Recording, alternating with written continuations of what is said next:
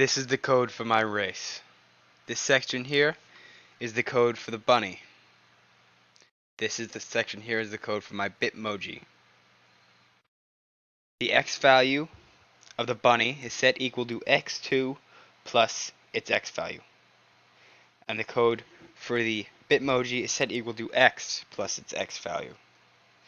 X and x2 are both set equal to negative 135, so they start at the same position.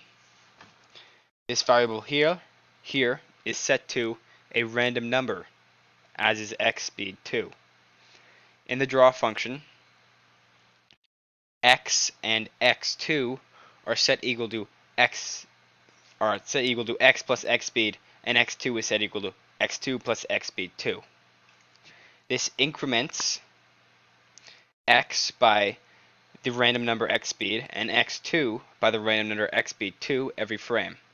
Since x speed and x speed 2 are both different random numbers, they move forward a different number of pixels every frame. So it looks like they're going at different speeds.